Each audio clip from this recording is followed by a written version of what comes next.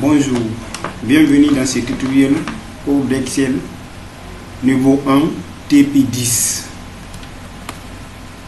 Nous avons traité le TP9. On va voir comment aussi résoudre le TP10.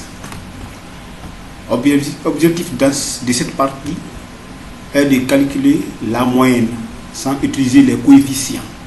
L'autre fois, on avait vu comment calculer la moyenne en utilisant les coefficients. Cette fois-ci, c'est de calculer la moyenne sans utiliser les coefficients. On va prendre l'exemple sous le relevé de notes suivant.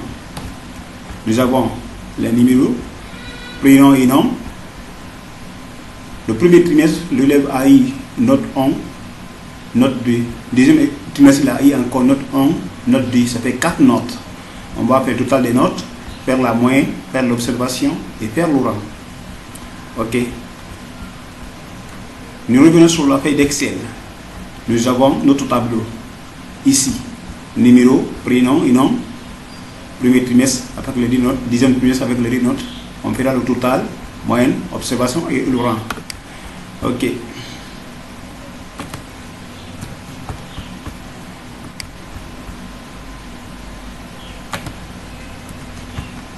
On va revenir sur la feuille, notre brochure, dans notre brochure. On va voir ce que la première question nous demande de faire.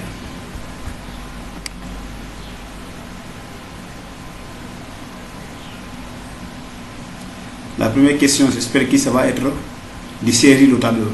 Deuxièmement, on dit de faire la numérotation automatique et centrer-les. On fait la numérotation automatique et on centre. Comment? Nous savons que ici au début, ça commence par numéro. Ça nous permet de savoir le nombre d'inscrits, le nombre d'élèves.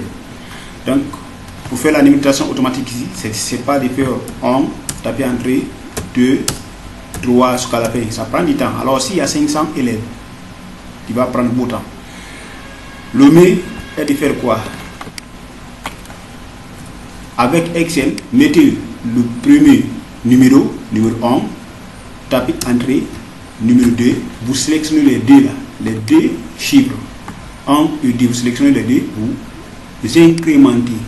Ça fait la numérotation automatique jusqu'en bas. Ça c'est la numérotation automatique, c'est que la deuxième question veut nous demander. Et on dit mettre le titre en gras de taille 12, c'est-à-dire le titre du tableau, le titre des colonnes. On sélectionne les titres des colonnes, on met en gras, taille 12, nous choisissons le style que nous voulons, comme taille romaine que j'ai choisi, puis mettre Arial, il y en a beaucoup à l'intérieur. Ok. La question suivante nous demande de calculer le total des notes et la moyenne générale de chaque élève. Comment faire ça? On revient sur la feuille. Total des notes.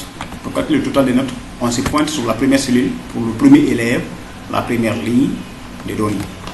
Nous mettons égal la note 1 plus note 2 plus note 3 plus et note suivante.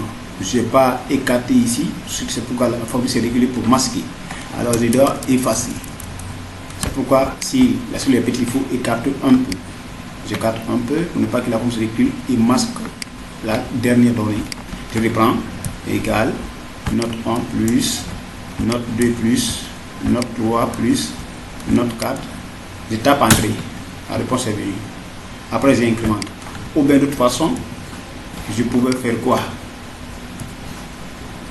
Je sélectionne seulement les notes comme ça.